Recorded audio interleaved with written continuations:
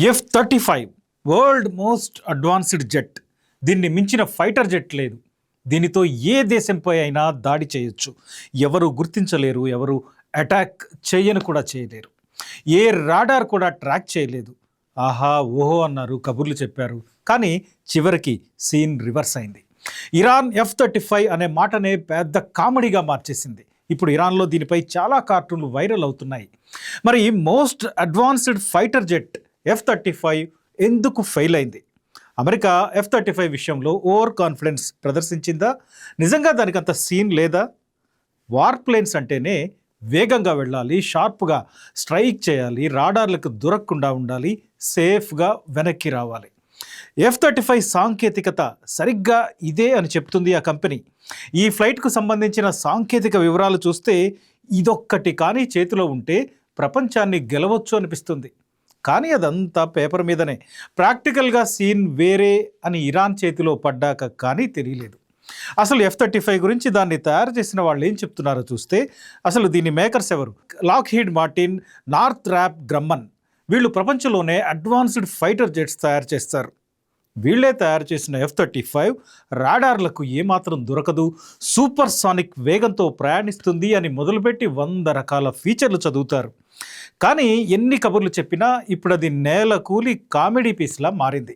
Iran చెప్తున్న ప్రకారం ఇప్పటి వరకు 2 F-35లు కూల్చేశారు. అదే సమయంలో దక్షిణ ఇరాన్లో శుక్రవారం నాడే F-15E అనే మరో ఫైటర్ జెట్ని కూడా ఇరాన్ కూల్చేసింది.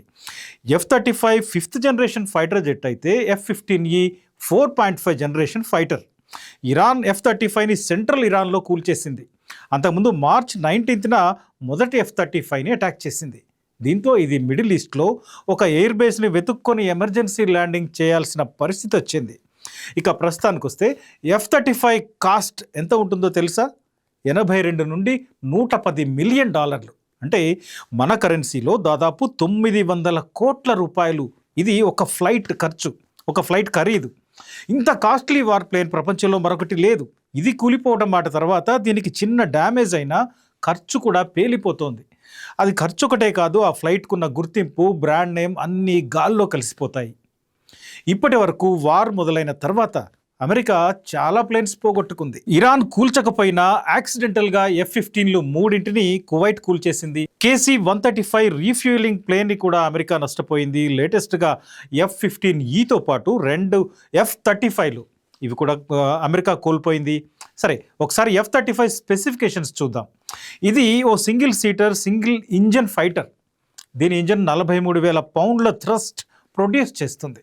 ఫలితంగా ఇది గంటకు 2,000 కిలోమీటర్ల వేగంతో ప్రయాణించగల సామర్థ్యం దీనికి ఉంది. ఒక్కసారి ఫ్యూయల్ నింపితే చాలు 2,200 కిలోమీటర్లు పైగా ఒకేసారి ఎటే స్ట్రెచ్ ఇది ఎగరగలుగుతుంది. ఇక మిడ్ ఎయిర్లో కూడా ఫ్యూయల్ నింపుతూ పోతే ఇక ఇది గాల్లో దిగాల్సిన అవసరం కూడా రాదు. అయితే F-35కి ఉన్న అత్యంత ముఖ్యమైన ఫీచర్ ఏంటంటే ఇది స్టెల్త్ టెక్నాలజీతో పనిచేస్తుంది. అంటే ఏ రాడార్కి అందదు, కంటికి కూడా కనిపించకుండా, ఏ రాడార్లకి దొరకకుండా అటాక్ చేసే ఈ ఫ్లైట్ని కొట్టడం అంటే అదంత సామాన్యమైన విషయం కాదు. దీని ప్రత్యేకమైన షేప్, రాడార్లకు దొరకకుండా చేసే ప్రత్యేకమైన ఏర్పాటు, స్పెషల్ కోటింగ్లు, సౌండ్ వినిపించదు, ఫ్లైట్ కనిపించదు, కానీ సైలెంట్గా వచ్చి అటాక్ చేసి వెళ్తుంది. పైలట్కి 360 డిగ్రీల వ్యూ ఇస్తుంది. కానీ ఇలాంటి అత్యాధునిక ఫ్లైట్ని ఇప్పుడు ఇరాన్ కూల్చేసింది అంటే అది అమెరికాకు ఎంత అవమానమో అర్థం చేసుకోవచ్చు. F-35లో ABC ఇట్లా 3 రకాల వేరియంట్లు ఉన్నాయి. వీటిలో నావీ, మెరైన్స్, ఎయిర్ ఫోర్స్ ఇట్లా ఎవరి అవసరాలకు తగ్గట్టు వాళ్ళకి సంబంధించిన ఫీచర్స్ అందులో యాడ్ చేసి ఉంటాయి. ప్రపంచం మొత్తం మీద ఇప్పటి వరకు 1,300 F-35 ఫైటర్ జెట్స్ తయారు చేస్తుంటే అందులో 470 అమెరికా దగ్గరే ఉన్నాయి. అమెరికా వీటిని 2,000కు పైగా తయారు చేసి పెట్టుకోవాలని టార్గెట్గా పెట్టుకుంది. ఇక అమెరికా ఒకటే కాదు, జపాన్ 110 ఆర్డర్ ఇచ్చింది. సగం పైగా ఇందులో డెలివరీ అయ్యాయి. ఇక UK 105 ఆర్డర్ ఇచ్చేసింది. ఇటలీ 65 F-35 ఆర్డర్ ఇచ్చింది. ఆస్ట్రేలియా 100 కొనాలని ప్లాన్ చేస్తోంది. మరి ఇప్పుడు ఇరాన్ ఇచ్చిన షాక్ మామూలుగా లేదు. F-35 అంటే నవ్వుకునేలా చేసింది. ఇంతకాలం ఏ టెక్నాలజీని చూపించి అమెరికా విర్రవీగిందో అదంతా ఒట్టి డొల్లా అని ఇరాన్ తేల్చేసింది. F-35ని తయారు చేసిందే యాక్యురేట్గా స్ట్రైక్ చేసి సేఫ్గా వెనక్కు రావడానికి. ఇది తయారు చేసిన కంపెనీ చెప్పుకునే మాట ఇది. కానీ అటాక్ మాట ఏమో కానీ అసలు ఇది వెళ్తే తిరిగి వస్తుందా అని అందరూ నవ్వుకునేలా సిచ్యువేషన్ మారింది. దీని ఫలితం ఇప్పుడు 2 రకాలుగా ఉండబోతోంది.